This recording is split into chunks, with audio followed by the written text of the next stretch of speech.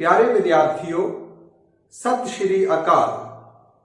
ਆਪਾਂ पिछले ਲੈਕਚਰ ਦੇ ਵਿੱਚ ਸਿੱਖਿਆ ਸੀ ਕਿ ਪ੍ਰਕਾਸ਼ ਸੰਸਲੇਸ਼ਣ ਕਿਰਿਆ ਕੀ ਹੁੰਦੀ ਹੈ, ਕਿਵੇਂ ਪੌਦੇ ਆਪਣਾ ਭੋਜਨ ਆਪ ਬਣਾਉਂਦੇ ਹਨ ਤੇ ਇਹ ਭੋਜਨ ਪੌਦਿਆਂ ਦੇ ਪੱਤਿਆਂ ਵਿੱਚ ਸਟਾਰਚ ਦੇ ਰੂਪ ਵਿੱਚ ਜਮ੍ਹਾਂ ਹੋ ਜਾਂਦਾ ਹੈ।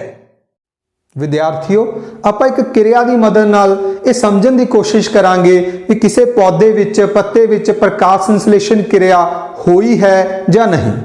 ਇਸ ਲਈ ਤੁਸੀਂ ਕੀ ਕਰਨਾ ਹੈ, ਤੁਸੀਂ ਦੋ ਗਮਲੇ ਲੈਣੇ ਹਨ, A ਅਤੇ B। ਇਹਨਾਂ ਵਿੱਚੋਂ ਇੱਕ ਗਮਲੇ ਨੂੰ ਮੰਨ ਲਓ A ਨੂੰ ਆਪਾਂ ਬਾਹਰ ਧੁੱਪ ਵਿੱਚ ਰੱਖਿਆ ਤੇ ਦੂਸਰੇ ਗਮਲੇ ਨੂੰ B ਨੂੰ ਆਪਾਂ ਹਨੇਰੇ ਵਾਲੇ ਕਮਰੇ ਵਿੱਚ ਡਾਰਕ ਰੂਮ ਵਿੱਚ 2-3 ਦਿਨਾਂ ਲਈ ਰੱਖਿਆ। 2-3 दिन तो बाद ਆਪਾਂ ਨੇ A ਗਮਲੇ 'ਚ ਇੱਕ ਪੱਤਾ ਲੈਣਾ ਹੈ ਤੇ ਉਸ ਦਾ ਸਟਾਰਚ ਟੈਸਟ ਕਰਨਾ ਹੈ। ਇਸੇ ਤਰ੍ਹਾਂ B ਗਮਲੇ 'ਚੋਂ ਵੀ ਇੱਕ ਪੱਤਾ ਲੈਣਾ ਹੈ ਤੇ ਉਸ ਦਾ ਸਟਾਰਚ ਟੈਸਟ ਕਰਨਾ ਹੈ। ਵਿਦਿਆਰਥੀਓ, ਤੁਸੀਂ 6ਵੀਂ ਜਮਾਤ ਦੇ ਵਿੱਚ ਸਟਾਰਚ ਯਾਨੀ ਨਿਸ਼ਾਸਤੇ ਦਾ ਪ੍ਰੀਖਣ ਕਰਨਾ ਆਇਓਡੀਨ ਦੀ ਮਦਦ ਨਾਲ ਸਿੱਖਿਆ ਹੋਵੇਗਾ। ਉਸੇ ਤਰ੍ਹਾਂ ਹੀ ਕਰਨਾ ਹੈ ਆਪਾਂ। ਹੁਣ ਜੇ ਤੁਸੀਂ ਇਹ ਕਿਰਿਆ ਕਰੋਗੇ ਤੇ ਇਸ ਦੇ ਜੋ ਨਤੀਜੇ ਵੇਖੋਗੇ ਤੁਹਾਨੂੰ ਬੜਾ ਹੀ ਕੁਝ ਸਿੱਖਣ ਨੂੰ ਮਿਲੇਗਾ। ਜਦੋਂ ਆਪਾਂ ਇਹ ਗਮਲੇ 'ਚੋਂ ਪੱਤਾ ਲਵਾਂਗੇ, ਉਸ ਉੱਪਰ ਆਇਓਡੀਨ ਦੀਆਂ ਕੁਝ ਬੂੰਦਾਂ ਪਾਵਾਂਗੇ ਤਾਂ ਤੁਸੀਂ ਗੈਸ ਕਰੋ, ਸੋਚ ਕੇ ਵੇਖੋ ਵੀ ਉਸ ਦਾ ਰੰਗ ਹੈ ਜਿਹੜਾ ਕਿਸ ਤਰ੍ਹਾਂ ਦਾ ਹੋਏਗਾ। ਕੀ ਤੁਸੀਂ ਅਨੁਮਾਨ ਲਗਾ ਸਕਦੇ ਹੋ?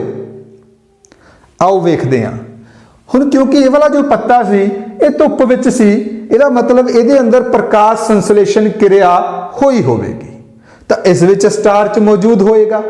ਜੇ ਸਟਾਰਚ ਮੌਜੂਦ ਹੈ ਤਾਂ ਜਦੋਂ ਆਪਾਂ ਇਸ ਉੱਪਰ ਆਇਓਡੀਨ ਪਾਵਾਂਗੇ ਤਾਂ ਇਸ ਦਾ ਜੋ ਰੰਗ ਹੈ ਉਹ ਕੀ ਹੋ ਜਾਏਗਾ? ਗੂੜਾ ਕਾਲਾ ਨੀਲਾ, ਮਤਲਬ ਵਾਇਲਟ ਬਲੈਕ ਜਿਹੜਾ ਕਲਰ ਹੈ, ਜਾਮਨੀ, ਨੀਲੇ ਨਾਲੋਂ ਆਪਾਂ ਬੈਟਰ ਲਿਖੀਏ ਜਾਮਨੀ ਜੋ ਰੰਗ ਹੈ ਇਹ ਆ ਜਾਏਗਾ।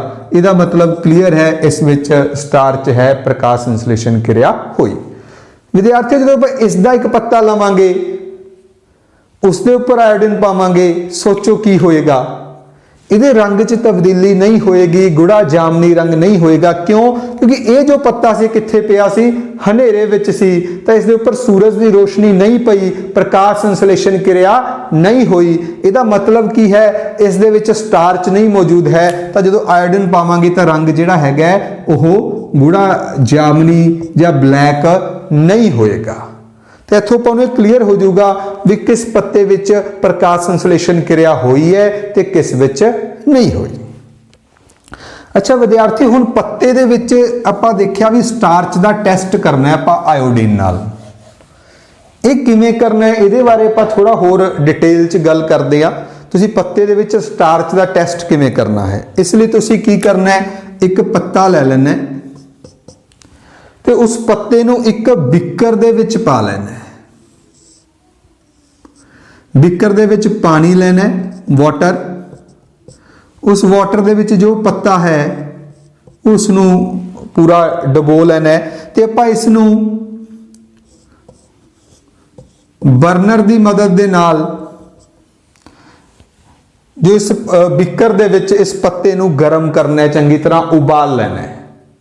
ਤਾਂ ਪਹਿਲਾ ਸਟੈਪ ਜਿਹੜਾ ਹੈਗਾ ਆਪਾਂ ਤੁਸੀਂ ਨੋਟ ਕਰ ਲਓ ਵੀ ਪੱਤੇ ਨੂੰ ਪਾਣੀ ਦੇ ਵਿੱਚ ਆਪਾਂ ਨੇ ਕੀ ਕਰਨਾ ਹੈ, ਉਬਾਲਣਾ ਹੈ। ਹੁਣ ਜਦੋਂ ਆਪਾਂ ਆਪਣਾ ਪੱਤਾ ਪਾਣੀ 'ਚ ਉਬਲ ਚੁੱਕਿਆ, ਇਸ ਤੋਂ ਬਾਅਦ ਸੈਕਿੰਡ ਨੰਬਰ ਦੂਸਰਾ ਸਟੈਪ ਕੀ ਹੈ, ਆਪਾਂ ਇਸ ਪੱਤੇ ਨੂੰ ਇੱਕ ਟੈਸਟ ਟਿਊਬ ਦੇ ਵਿੱਚ ਜਾਂ ਕਿਸੇ ਛੋਟੇ ਵਿਕਰ ਦੇ ਵਿੱਚ ਇਸ ਪੱਤੇ ਨੂੰ ਜੋ ਹੈ ਪਾ ਲੈਣਾ ਹੈ ਤੇ ਇਹਦੇ ਵਿੱਚ ਆਪਾਂ ਨੇ ਐਲਕੋਹਲ ਪਾ ਲੈਣੀ ਹੈ। ਐਲਕੋਹਲ ਪੱਤੇ ਨੂੰ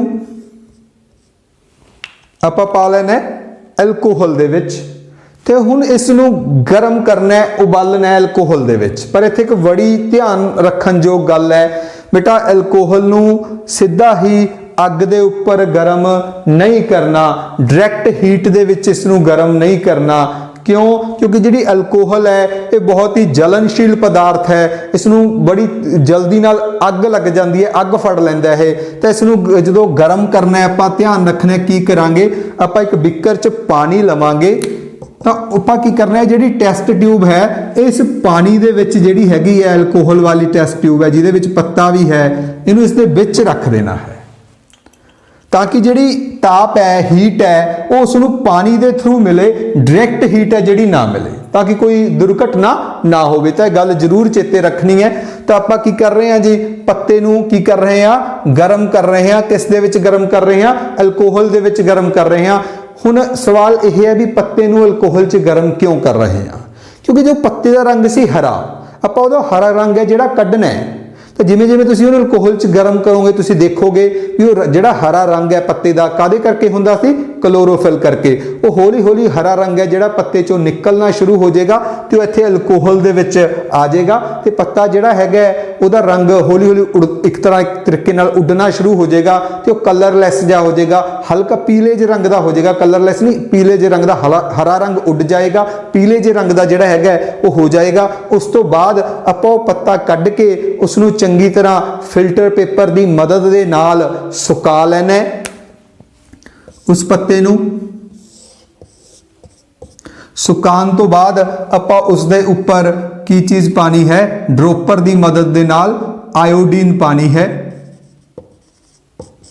2 ਜਾਂ 3 बूंदां आपां आयोडीन दियां पावांगे ते आयोडीन पान तो बाद जेकर रंग गूढ़ा, जामनी या काला हो गया, इहदा मतलब उस दे विच स्टारच है।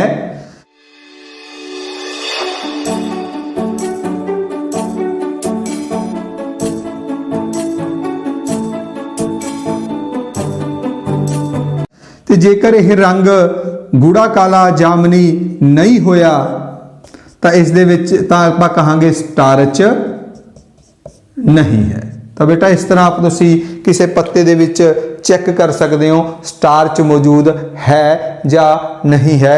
आयोडीन की मदद नाल ये जो टेस्ट आपां कर सकते हैं। प्यारे विद्यार्थियों, तुसीं प्रकाश संश्लेषण क्रिया नूं यकीनन ही चंगी तरह समझ गए होवोगे कि किवें प्रकाश संश्लेषण क्रिया राहीं पौधे अपना भोजन तैयार करते हैं। हुण आपां पौधों में पोषण दियां कुछ होर विधियां बारे गलबात करांगे। कि तुहानूं लगदा है सारे पौधों में ही क्लोरोफिल हुंदी है? नहीं, कुछ पौधे इस तरह के भी हुंदे हन जिन्हां विच क्लोरोफिल नहीं हुंदा। हुण जद क्लोरोफिल नहीं हुंदा तो इहदा मतलब उन्हां च प्रकाश संश्लेषण क्रिया भी नहीं हो सकती। तो हुण सोच के वेखो इस तरह के पौधे अपना भोजन किवें प्राप्त करनगे, पोषक तत्व कित्थों प्राप्त करनगे?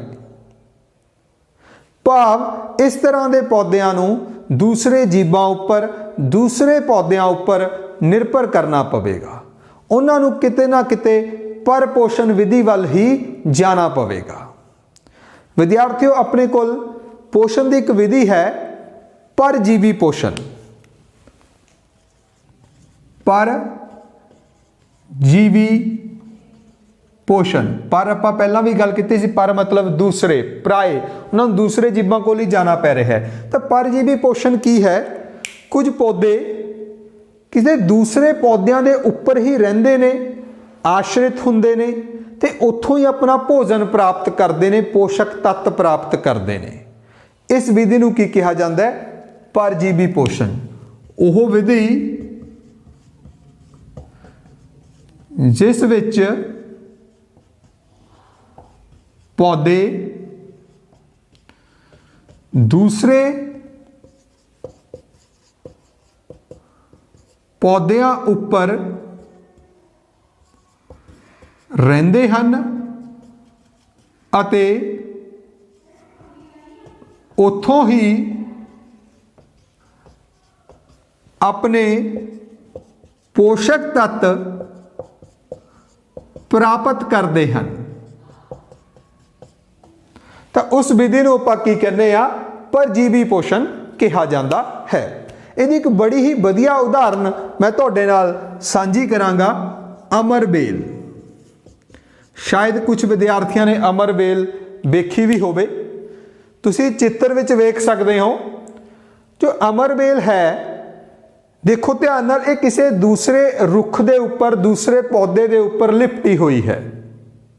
भाव यह खुद इकल्ली नहीं रह सकती, ये किसी दूसरे रुख के उपर सहारा लैके खड़ी है, उसके उपर रह रही है। जो दूसरा रुख है जो इसनों सहारा दे रहा है उसनों आपां मेज़बान पौधा कह सकते हाँ।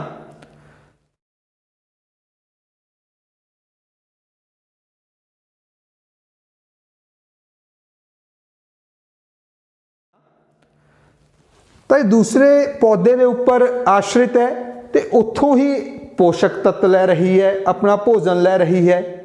तो अमरबेल नूं आपां की कह सकते हैं, परजीवी, एक परजीवी पोषण है। पर इत्थे ये भी गल है भी जो मेज़बान पौधा है वो अपने कुछ ना कुछ पोषक तत्वों तो वांझा हो जाता है, क्योंकि कुछ पोषक तत्व ये जो परजीवी है, अमरबेल है, इसने सोख लए हैं। तो मेज़बान पौधा अपने पोषक तत्वों तो कुछ ना कुछ वांझा भी रह जाता है। तो एक पोषण की विधि है।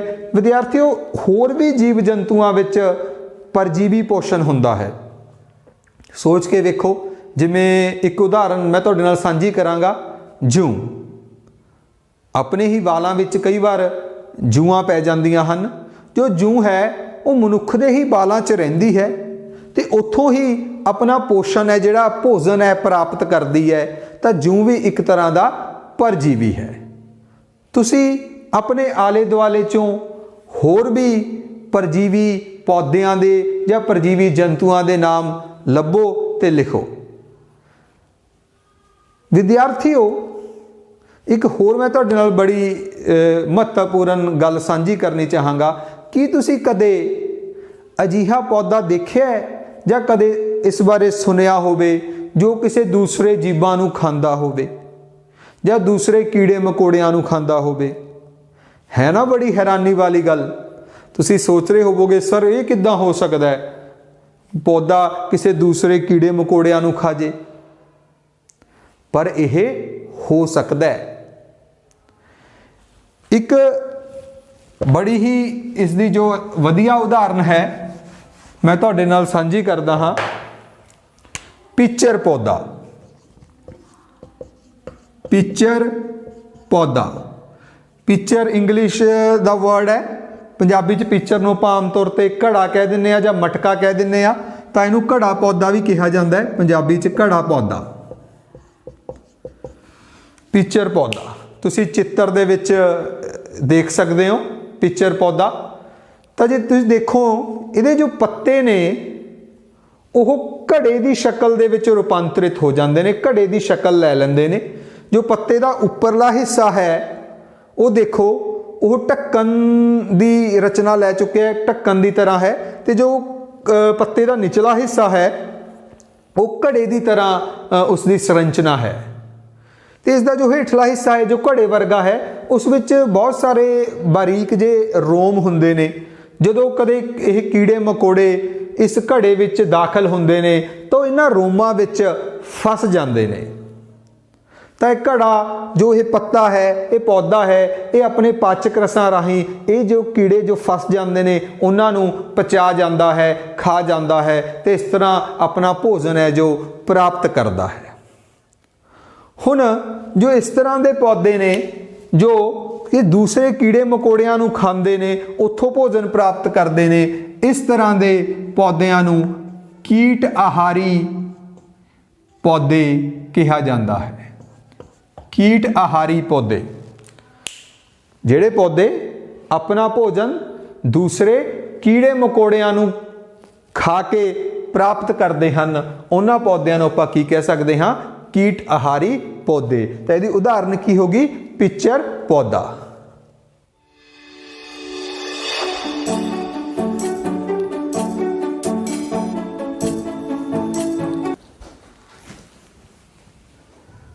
अच्छा विद्यार्थियों, तुसी कदे ना कदे खुंबां दी सब्जी जरूर खाई होवेगी। हो सकता है तुहाडे चों किसी ने खुंबां दी खेती भी देखी होवे।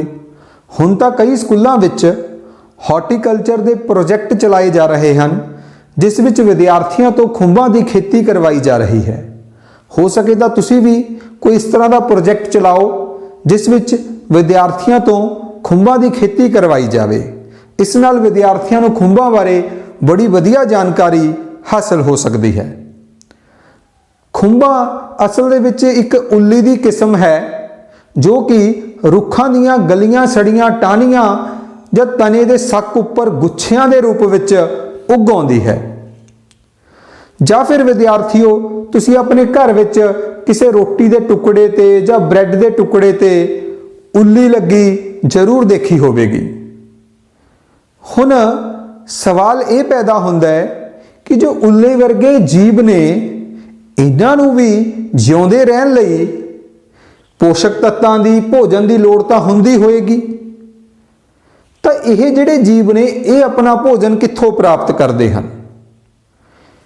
ਇਹਨਾਂ ਵਿੱਚ ਕਲੋਰੋਫਿਲ ਨਹੀਂ ਹੁੰਦੀ, ਇਸ ਦਾ ਮਤਲਬ ਇਹ ਪ੍ਰਕਾਸ਼ ਸੰਸਲੇਸ਼ਨ ਕਿਰਿਆ ਤਾਂ ਕਰ ਨਹੀਂ ਸਕਦੇ।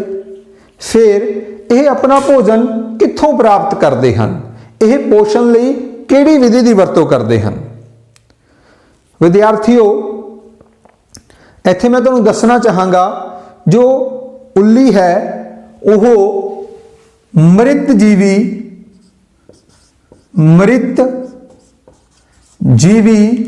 ਪੋਸ਼ਣ विधि राही अपना भोजन प्राप्त करती है। मृत जीवी पोषण की है, नाम नू देखो ध्यान नाल, मृत मतलब मरे हुए तो मृत जीवी पोषण की है। इस विधि में जो जीव ने वो मरे हुए गले सड़े हुए जैविक पदार्थों तो अपना भोजन प्राप्त करते हैं। तो मृत जीवी पोषण ਉਹ ਵਿਧੀ ਜਿਸ ਵਿੱਚ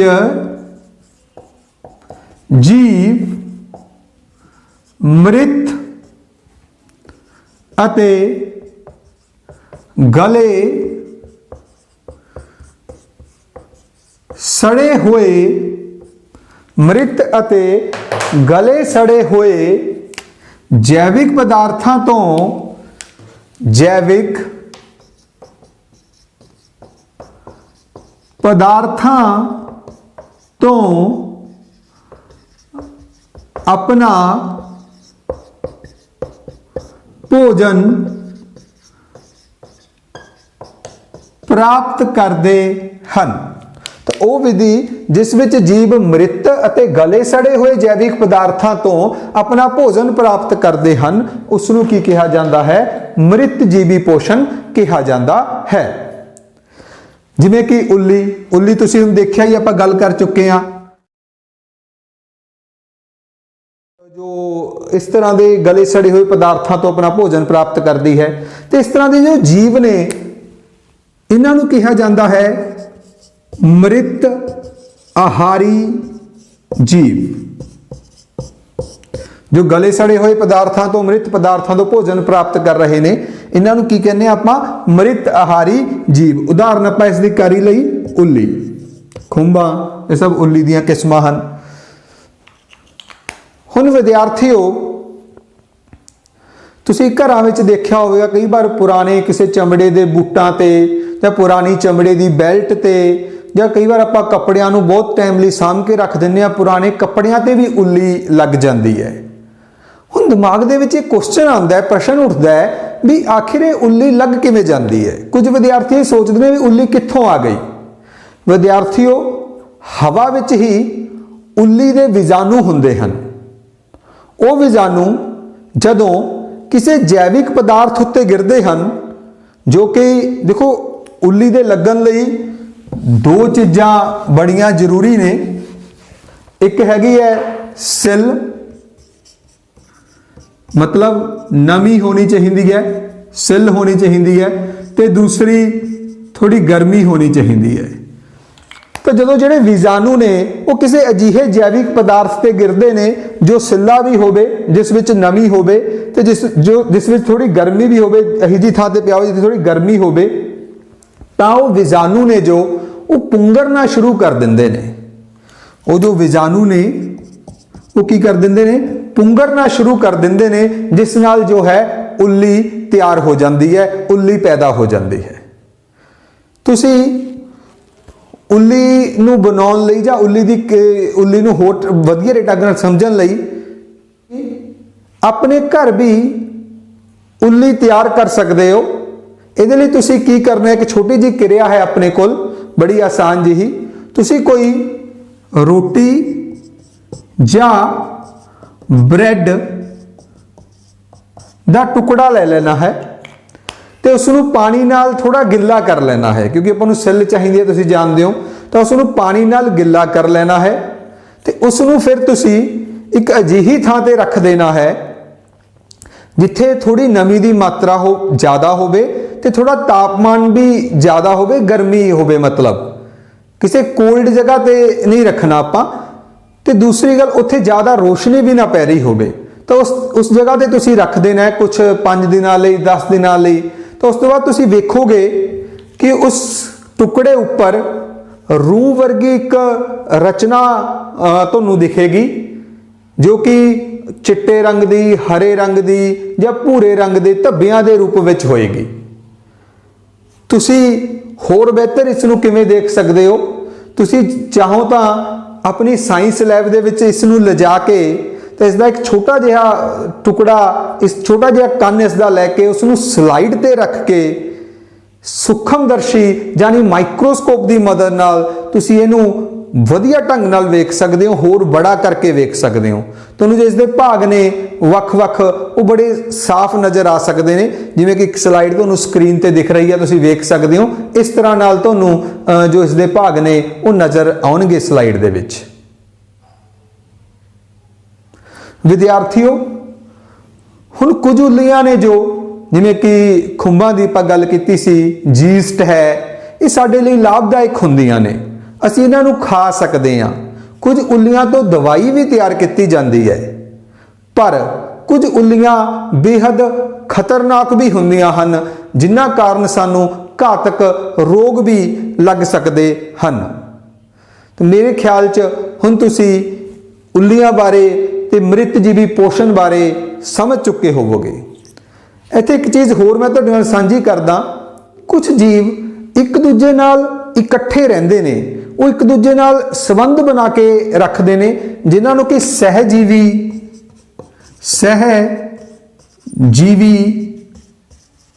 ਸੰਬੰਧ ਕਿਹਾ ਜਾਂਦਾ ਹੈ। ਦੋ ਜੀਵ ਇਕੱਠੇ ਰਹਿੰਦੇ ਨੇ ਤੇ ਉਹ ਆਸਰੇ ਲਈ ਅਤੇ ਪੋਸ਼ਕ ਤੱਤਾਂ ਸੰਬੰਧੀ ਜੋ ਇੱਕ ਦੂਜੇ ਦੀਆਂ ਲੋੜਾਂ ਨੇ ਉਹਨਾਂ ਨੂੰ ਆਪਸ ਵਿੱਚ ਵੰਡਦੇ ਨੇ, ਇੱਕ ਦੂਜੇ ਦੀਆਂ ਲੋੜਾਂ ਨੂੰ ਪੂਰਾ ਕਰਦੇ ਨੇ। ਉਦਾਹਰਨ ਦੇ ਤੌਰ ਤੇ ਜਿਵੇਂ ਕੁਝ ਉੱਲੀਆਂ ਨੇ ਜੋ ਉਹ ਰੁੱਖਾਂ ਦੀਆਂ ਜੜ੍ਹਾਂ ਵਿੱਚ ਰਹਿੰਦੀਆਂ ਨੇ ਤੇ ਉੱਥੋਂ ਆਪਣਾ ਪੋਸ਼ਕ ਤੱਤ ਹੈ ਜਿਹੜੇ ਭੋਜਨ ਹੈ ਪ੍ਰਾਪਤ ਕਰਦੀਆਂ ਨੇ, ਤੇ ਬਦਲੇ ਵਿੱਚ ਜੋ ਉੱਲੀਆਂ ਨੇ ਉਹ ਰੁੱਖਾਂ ਦੀਆਂ ਜਾਂ ਪੌਦਿਆਂ ਦੀ ਮਦਦ ਕਰਦੀਆਂ ਨੇ ਖਣਿਜ ਪਦਾਰਥ ਤੇ ਪਾਣੀ ਨੂੰ ਸੋਖਣ ਵਿੱਚ।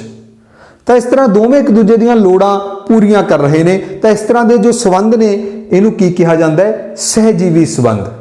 ਇੱਕ ਹੋਰ ਆਪਣੇ ਕੋਲ ਇਸ ਦੀ ਉਦਾਹਰਨ ਹੈ ਲਾਈਕੇਨ ਨਾਮ ਦਾ ਇੱਕ ਸਜੀਵ ਹੈ।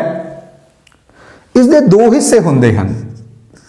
ਇਸ ਦਾ ਇੱਕ ਹਿੱਸਾ ਹੈ ਜੋ ਉਹ ਉੱਲੀ ਹੈ ਤੇ ਜੋ ਦੂਸਰਾ ਹਿੱਸਾ ਹੈ ਇਸ ਦਾ ਉਹ ਕਾਈ ਹੈ। ਤੇ ਦੋਵੇਂ ਉੱਲੀ ਤੇ ਕਾਈ ਇਸ 'ਚ ਇਕੱਠੇ ਰਹਿ ਰਹੇ ਨੇ। ਕਿਵੇਂ? ਦੇਖੋ, ਹੁਣ ਜੋ ਉੱਲੀ ਹੈ ਉਹ ਕਾਈ ਨੂੰ ਰਹਿਣ ਲਈ ਜਗ੍ਹਾ ਦੇ ਰਹੀ ਹੈ, ਆਸਰਾ ਦੇ ਰਹੀ ਹੈ। ਮਤਲਬ ਕਾਈ ਹੈ ਜੋ ਉੱਲੀ ਦੇ ਉੱਪਰ ਰਹਿ ਰਹੀ ਹੈ ਤਾਂ ਉੱਲੀ ਦੇ ਰਹੀ ਹੈ ਇਸ ਨੂੰ ਆਸਰਾ, ਕਾਈ ਨੂੰ। ਤੇ ਕਾਈ ਹੈ ਜੋ ਆਪਾਂ ਪਹਿਲਾਂ ਪੜ੍ਹਿਆ ਹੈ, ਕਾਈ ਵਿੱਚ ਕੀ ਹੁੰਦੀ ਹੈ? ਕਲੋਰੋਫਿਲ ਹੁੰਦੀ ਹੈ। ਤਾਂ ਪ੍ਰਕਾਸ਼ ਸੰਸਲੇਸ਼ਨ ਕਿਰਿਆ ਕਰਦੀ ਹੈ ਤੇ ਭੋਜਨ ਪੈਦਾ ਕਰਦੀ ਹੈ। ਤਾਂ ਇਸ ਕਰਕੇ ਇਹ ਜਿਹੜੇ ਪੋਸ਼ਕ ਤੱਤ ਹੈ ਇਹ ਉੱਲੀ ਨੂੰ ਪ੍ਰਦਾਨ ਕਰਦੀ ਹੈ। ਉੱਲੀ ਨੇ ਕਾਈ ਨੂੰ ਆਸਰਾ ਦਿੱਤਾ ਤੇ ਕਾਈ ਨੇ ਉੱਲੀ ਨੂੰ ਕੀ ਦਿੱਤੇ? ਪੋਸ਼ਕ ਤੱਤ ਦਿੱਤੇ। ਤੇ ਦੋਵੇਂ ਇੱਕ ਦੂਸਰੇ ਦੀਆਂ ਲੋੜਾਂ ਨੂੰ ਕੀ ਕਰ ਰਹੇ ਨੇ? ਪੂਰਾ ਕਰ ਰਹੇ ਨੇ। ਤਾਂ ਇਸ ਇੱਕ ਤਰੀਕੇ ਨਾਲ ਵੀ ਇੱਕ ਪੋਸ਼ਣ ਦਾ ਹੀ ਭਾਗ ਹੈ। ਤਾਂ ਇਸ ਨੂੰ ਆਪਾਂ ਸਹਿਜੀਵੀ ਸੰਬੰਧ ਜਾਂ ਸਹਿਜੀਵੀ ਪੋਸ਼ਣ ਕਹਿ ਸਕਦੇ ਹਾਂ। ਵਿਦਿਆਰਥੀਓ, ਆਪਾਂ ਪੜ੍ਹਿਆ ਸੀ ਭੋਜਨ ਦੇ ਨਿਰਮਾਣ ਲਈ, ਸਟਾਰਚ ਦੇ ਨਿਰਮਾਣ ਲਈ ਪੌਦਿਆਂ ਨੂੰ ਕਾਰਬਨ, ਆਕਸੀਜਨ ਅਤੇ ਹਾਈਡਰੋਜਨ ਦੀ ਲੋੜ ਹੁੰਦੀ ਹੈ, ਜੋ ਪੌਦੇ ਕਾਰਬਨ ਡਾਈਆਕਸਾਈਡ ਤੋਂ ਅਤੇ ਪਾਣੀ ਤੋਂ ਪ੍ਰਾਪਤ ਕਰਦੇ ਹਨ। ਪਰ ਪੌਦਿਆਂ ਨੂੰ ਇਸ ਤੋਂ ਇਲਾਵਾ ਵੀ ਕੁਝ ਹੋਰ ਖਣਿਜ ਪਦਾਰਥਾਂ ਦੀ ਲੋੜ ਹੁੰਦੀ ਹੈ, ਜਿਵੇਂ ਕਿ ਸਲਫਰ, फास्फोरस, पोटाशियम, नाइट्रोजन आदि। हुण जिवें प्रोटीन संश्लेषण है, पौधे प्रोटीन का संश्लेषण भी करते हैं, प्रोटीन बनाते हैं, जिवें कि दालां, फलीदार सब्जियां, मटर, ये सारे जिहड़े पौधे ने ये प्रोटीन निर्माण करते हैं। तो प्रोटीन के निर्माण करने लई इन्हां नूं मेन लोड़ जिहड़ी पैंदी है नाइट्रोजन की बहुत ज़्यादा जरूरत पैंदी है। हुण पौधे नूं नाइट्रोजन कित्थों मिलेगी? तुसीं जानते हो भी अपने वायुमंडल दे विच बहुत ज़्यादा मात्रा च नाइट्रोजन है, लगभग 78% जिहड़ी है वायुमंडल दे विच वो नाइट्रोजन है। पर जो अपने पौधे ने उन्हां दी एक दिक्कत की है, वो जिहड़ी वायुमंडली नाइट्रोजन है, वायुमंडल दे विच नाइट्रोजन है, वो उसनूं सीधा सोख नहीं सकते, उन्होंने ग्रहण नहीं कर सकते, ये संभव नहीं हैगा। तो फिर हुण पौधों नूं नाइट्रोजन किवें मिलेगी? विद्यार्थियों, जिहड़े इस तरह के पौधे ने, जिवें आपां गल कीती सी, मूंग है, फलीदार सब्जियां ने जां मटर है, जिन्हां नूं प्रोटीन की लोड़, जिन्हां नूं नाइट्रोजन की लोड़ हुंदी है, उन्हां दीयां जड़ां दे विच एक जीवाणु पाए जाते हैं, सूक्ष्म जीव पाए जाते हैं, जिन्हां नूं राइजोबियम कहा जाता है। तो राइजोबियम नाम के जिहड़े जीवाणु ने, इन्हां दीयां जड़ां विच रहिंदे ने। ये की करते हैं? ये वायुमंडली जो नाइट्रोजन है उसनूं नाइट्रोजन